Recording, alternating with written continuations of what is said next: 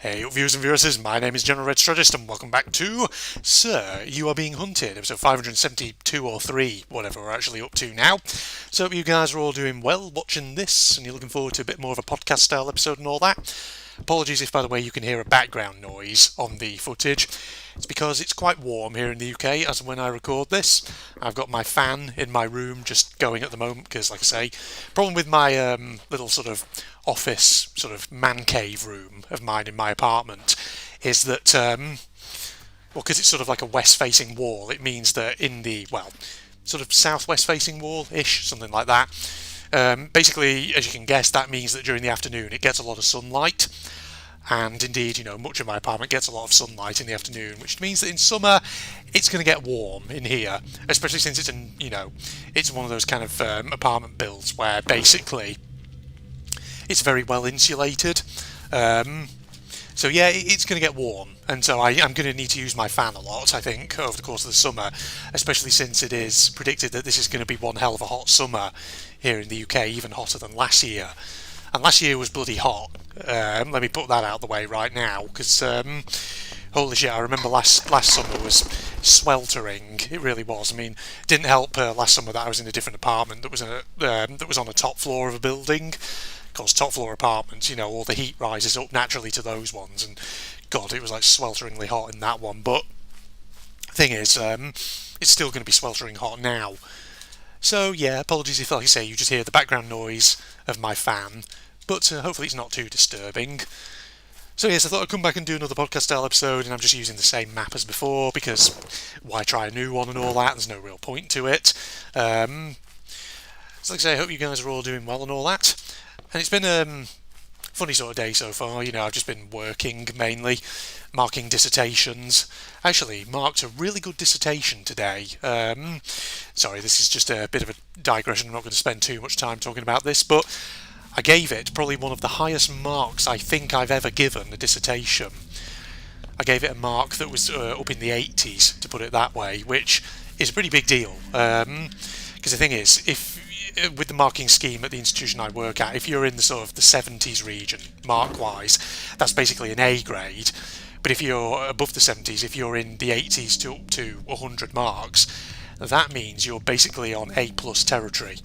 And at sort of the postgraduate level, which is the course that this dissertation was submitted on, the level of course rather I should say this dissertation was submitted on, getting an A plus is a pretty damn big deal. That's pretty good.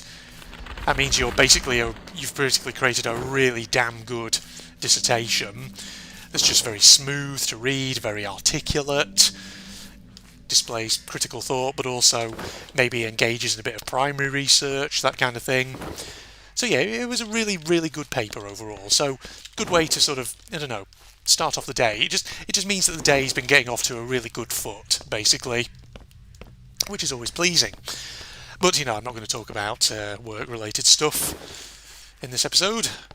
Other stuff, actually, that's been going on, which I thought would be worth mentioning. I remember getting up this morning and sharing today's video, episode 6 of What Remains of Edith Finch, logging into the Twitter page to share it over on there. And I think I've probably mentioned before how I try not to sort of look at some of the hashtags, trending items on Twitter, because usually they're political and usually some of the stuff you see on them is just depressing.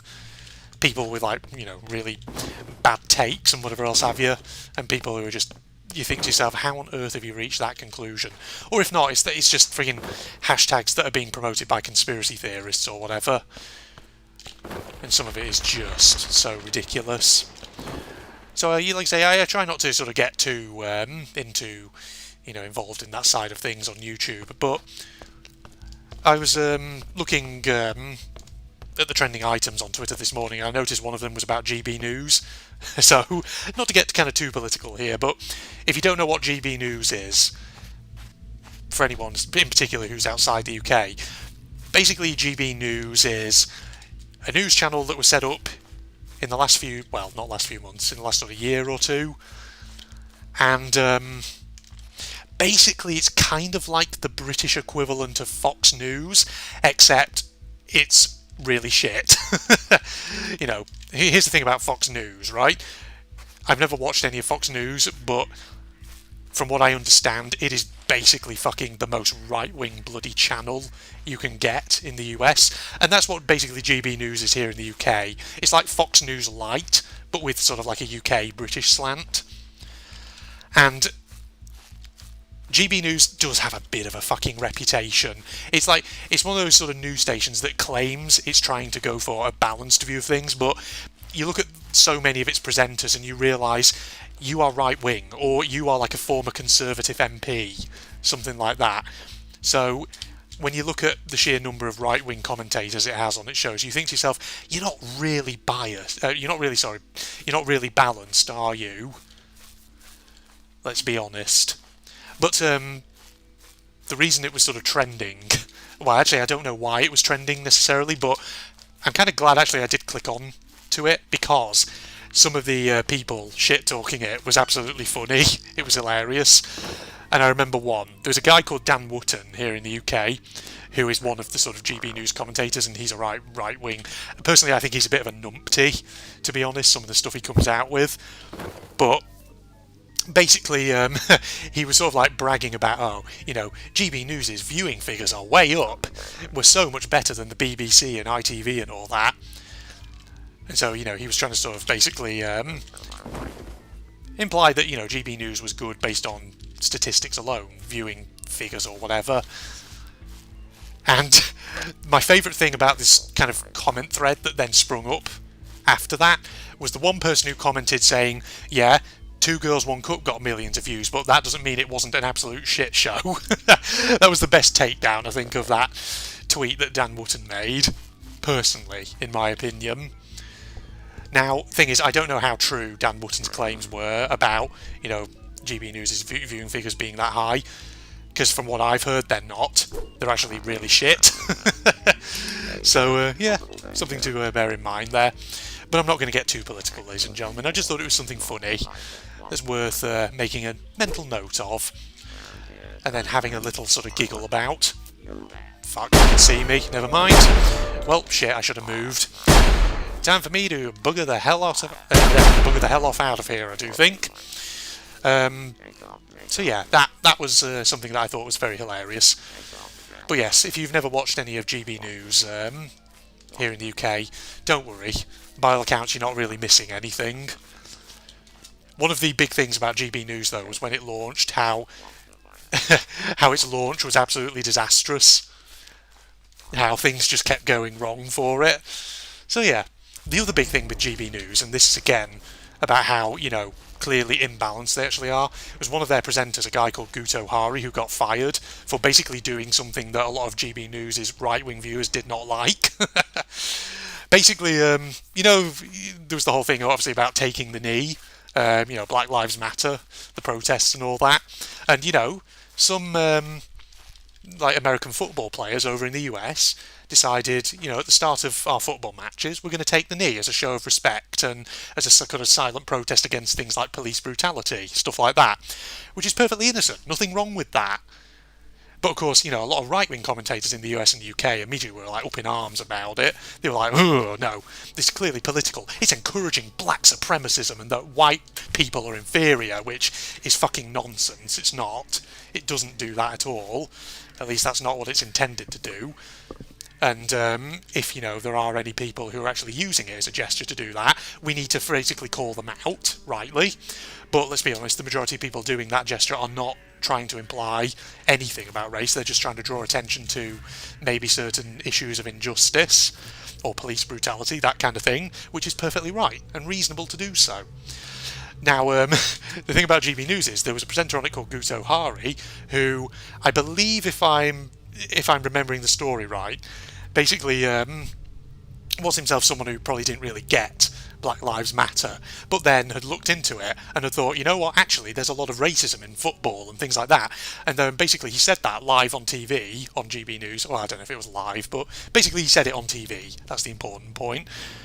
And he said, you know what, as a gesture, I'm going to take the knee. Because, you know what, I feel like, actually, yeah, there is a racism problem that we need to talk about. Oh boy, GB News did not like that. And basically he ended up out of a job.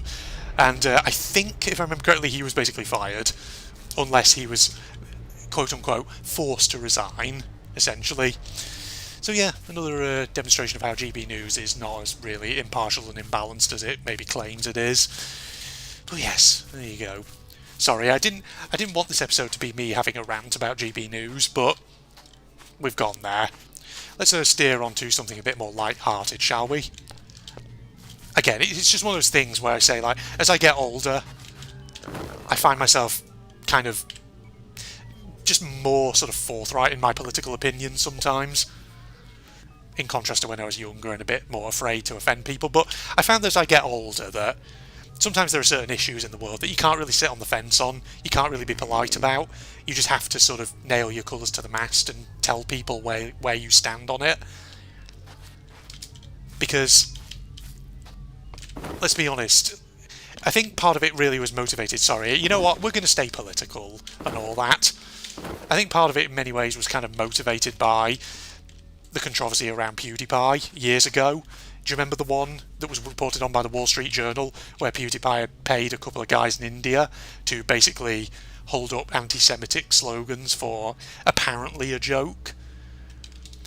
It's one of those things where I think sometimes when you look at members of your audience and you see perhaps people aligned with certain, should I say, kind of extreme political positions that you're not comfortable with, you kind of have to call it out and distance yourselves from it, because if you don't, there's that worry that whether rightly or wrongly, certain people in the world will see you as kind of either turning a blind eye to it or potentially even like tacitly supporting it, or if not supporting it, at least failing to sort of speak out against it. And so I do think, you know, as I get older, that's something that I do appreciate a bit more, and I do feel like, you know, I've got to, you know, make clear to my audience that there are certain things that I personally don't agree with, and that, you know, I am prepared to call out, and that I'm not just being silent about it, and that I'm, you know, particularly not just being silent about it for the sake of trying to maintain a larger viewership. I'm not basically trying to whore myself out to people whose views might be questionable in certain regards. So yeah, I'm sure you understand where I'm kind of coming from in that regard. But, you know, again, I know it may feel like I'm sort of picking on the right wing a bit here, but let's be honest, you know, both sides of the political spectrum do come out with stupid stuff at times, or stuff that's extreme, stuff that's questionable morally or ethically. And, you know, that should rightly be called out, whichever side it's coming from. But I talk about the right because here in the UK, at least at the moment, they seem to be the more vociferous ones who are kind of trying to hog the limelight a bit. Whereas, I don't know, the left by comparison, maybe not so much. But yeah, that's just my thoughts and all that. Anyway, come on, let's get on to something a bit more light-hearted at the moment. You know, something actually interesting that I have started doing recently, because, let's be honest, my job, IRL, is very sedentary, and I'm a bit sort of, well, I'm always sort of a bit worried about my physical fitness and all that. Something that I've actually taken up recently is doing certain exercises, or I've started recently trying to take up doing certain exercises, if not every day, sort of every other day, just to try and keep myself a bit physically fit. And one of those exercises I've actually started recently doing is planking. Now, people actually in my family have been basically singing the praises of planking as a kind of exercise technique for some time. I've actually been Googling it as well to try and learn a bit more about it, whether it's actually any good. And yeah, by all accounts, planking as an exercise is supposed to be quite good for you. And basically, if you don't know what it is, planking as an exercise is basically where you... it's sort of like, imagine where you get into a position where you're going to do a press-up, but except instead of resting on your hands, the palms of your hands, you rest on your elbows, and you like sort of interleave your fingers together underneath your chin, sort of aligned with your chin, basically. And basically, instead of doing press-ups, you just sort of hold that position with your body, of course, sort of like stretched out, and your kind of sort of like your stomach and your basically your buttocks sort of and your back sort of aligned parallel to the floor, and you just hold that position for say like 30 seconds at a time. And it's interesting actually because basically that form of exercise technique essentially is good because apparently it exercises quite a few muscles in your core and across your body all at once. So it's actually a good way of burning a few calories. And so, if you maintain that exercise, if you do that frequently, say for like 30 days. So if you can aim to maybe like do it, essentially, okay, let me rephrase this because I'm like freaking fumbling what I'm trying to say here. Basically, you do that maybe a couple of times every day for about 30 days, something like that. I don't know. I mean, a lot of the information I've seen on Google suggests that it's a good way of just keeping yourself physically fit, building up some core strength, things like that. So, yeah, I'm going to try and aim to do that over the coming months. Maybe just, each day or every other day. Try and do a planking position, not just once, but maybe, I don't know, 2 or 3 times a day. So at minimum each spell, maybe try and hold it for 30 seconds. More likely try and hold it for a full minute. Because some of the advice I've seen on Google is that if you can hold it for sort of like a full minute, then, for the average person, you might be burning sort of somewhere around 2 or 3 calories for each one. And if you keep doing that, combined, of course, with, maintaining a fairly healthy diet, not indulging in excessive snacking or things like that, then, you should kind of keep yourself in shape. It can be part of a means for basically burning off excess fat. So, yeah, I'm going to try and do that, ladies and gentlemen. I'm going to see how it goes. So, yeah, like I say, I'm going to try and aim to sort of try and do planking maybe 2 or 3 times a day. Hold each spell for maybe between 30 and 60 seconds. And, as time goes by, maybe try and build that up. Hold it for longer and longer periods. And, of course, complement that not just with additional planking, but also, try and keep an eye on my diet as well. So, like I say, I'm not indulging in any sort of snacking, anything like that. Because that's always, I will admit, that's something that I always can be very guilty of. As I'm sort of doing work, sat in front of my computer each day, I think to myself, just go and get myself a cup of tea, and then, when I'm in my kitchen, brewing up, I might just think, I just have a couple of biscuits with that or something, dip them in my tea. But, I can be a right bugger for doing that, personally. Because, me, like every so often I just think to myself, I'll just get myself another cup of tea. And, as a result, I end up sort of losing track of how many biscuits I'm eating with my cups of tea. Because I just think to myself, I'll just have a biscuit with that. But that's something, that's the kind of thing you've got to watch out for. That's the kind of thing that gets you. Because before you know it, you've eaten several biscuits in one day. And, of course, if you're doing that across multiple days, especially when, you're living a very sedentary lifestyle because of your work, your working patterns and all that, it's not healthy. It's not good for you. You need to watch out for it, basically. So yeah, if I can sort of kind of keep an eye on the diet and then just do a bit more exercise through planking and, potentially just other means as well, maybe doing a few press-ups and things every so often, it should just, keep me, maybe not in perfect shape, but it'll keep me in decent-ish shape. Basically, that's the thing with exercise. You've got to be disciplined. You've got to be consistent. Basically, you've got to keep your exercise up, if not every day, at least every other day, or every few days, something like that. You've got to keep it up frequently. Otherwise, basically, because if you're doing it every once in a while, that's not really doing you any good.